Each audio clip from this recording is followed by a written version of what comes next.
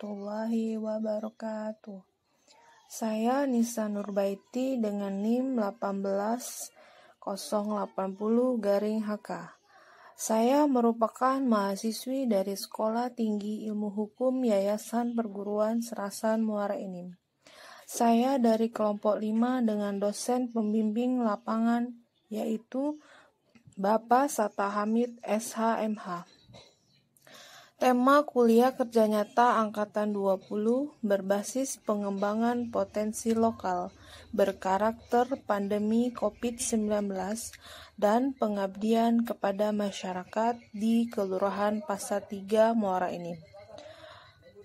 Saat ini saya akan menyampaikan laporan hasil kuliah kerja nyata yang telah saya jalani selama 1 bulan di masa pandemi COVID-19 di Kelurahan Pasar 3 Muara Enim, yang pelaksanaannya dilakukan secara from home. Maksudnya pelaksanaan KKN berlangsung dari rumah. Adapun tema yang saya akan bawakan yaitu masalah hukum pada masa pandemi di Kelurahan Pasar 3 Muara Enim. Berikut adalah laporan kuliah kerja nyata saya. Selamat menyaksikan. Terima kasih.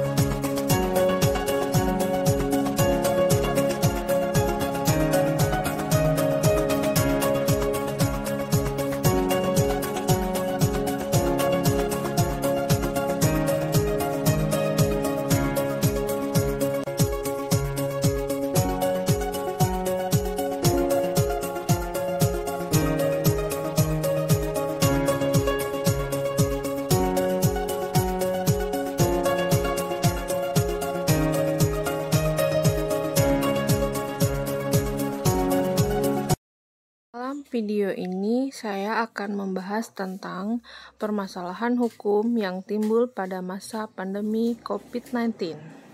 Adapun masalah-masalah hukum yang harus ditegakkan di masa pandemi sekarang ini ada 3, yaitu sebagai berikut. Persoalan hukum terkait social distancing. Tujuan daripada social distancing atau jaga jarak aman ini ialah untuk menekan laju penyebaran virus COVID-19. Maka daripada itu, diperlukan adanya suatu aturan untuk membuat masyarakat dapat menjadikannya sebuah kewajiban, bukan hanya sebagai himbauan lagi, yang mana apabila dilanggar akan dikenakan sebuah sanksi. Persoalan ini tentunya berhubungan dengan pembatasan hak individual, yakni Undang-Undang Nomor 39 Tahun 1999 tentang hak asasi manusia. Maka daripada itu, berdasarkan konstitusi, pembatasan hak harus didasari dengan undang-undang. Pemimpin negara, yakni presiden mungkin, bisa mempertimbangkan untuk mengeluarkan aturan tentang penanganan COVID-19 seperti penerapan social distancing ini. 2. Persoalan hukum terkait hak-hak pekerja dan kewajiban kerjanya. Dalam bidang ekonomi, tentunya juga mendapatkan dampak dari virus COVID-19 ini, yang mana terjadinya penurunan ataupun kerugian usaha. Dalam Undang-Undang Ketenagakerjaan, yakni Undang-Undang Nomor 13 Tahun 2003. Pemerintah merupakan pihak yang menjadi penengah antara pekerja dan pelaku usaha agar memenuhi hak dan kewajiban di antara para pihak dapat berjalan seimbang. Maka daripada itu, pemerintah harus memastikan semua pelaku usaha tidak melupakan kewajibannya untuk memberikan upah pada pekerjaannya. Selain itu juga mengedepankan kesehatan para pekerjanya dengan selalu menerapkan protokol kesehatan. Maka daripada itu, pemerintah harus memastikan semua pelaku usaha tidak melupakan kewajibannya untuk memberikan upah pada pekerjanya. Selain itu juga mengedepankan kesehatan para pekerjanya dengan selalu menerapkan protokol kesehatan. Pada saat pandemi ini, pekerja pabrik tahu masih menjalankan kewajibannya sebagai pekerja dengan tetap melaksanakan protokol kesehatan.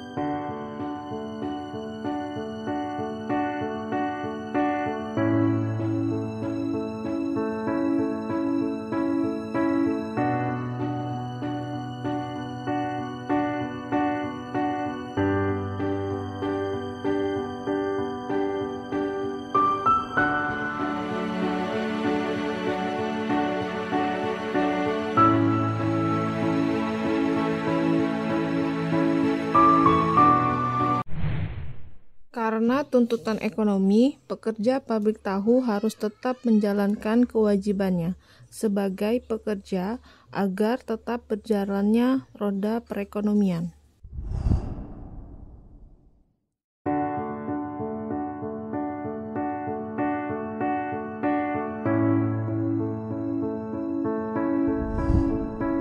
Dan yang terakhir atau yang ketiga, persoalan hukum tentang penyebar berita, data atau informasi hoax COVID-19 dan lainnya.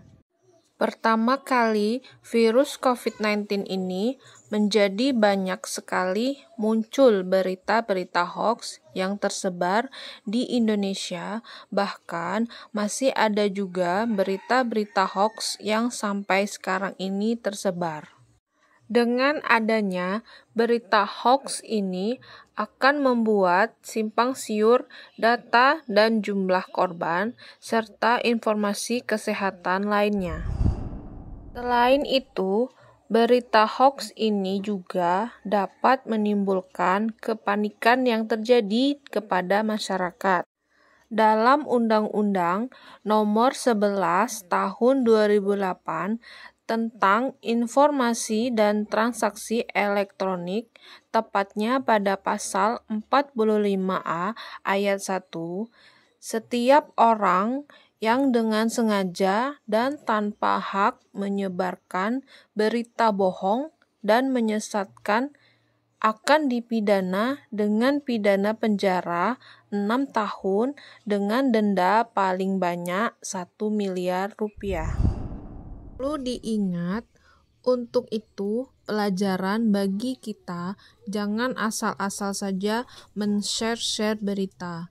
Ingat, selalu cek dan recheck terlebih dahulu suatu berita yang kita dapat. Berita hoax yang berhasil diidentifikasi Subdirektorat Pengendalian Konten Internet Dirjen Aplikasi Informatika Kominfo menyebut ada 1.387 hoax selama pandemi COVID-19 di Indonesia. Hoax sebanyak itu tercatat sejak Maret 2020 hingga 26 Januari 2021. Penyebar ribuan berita hoaks ini kian masif.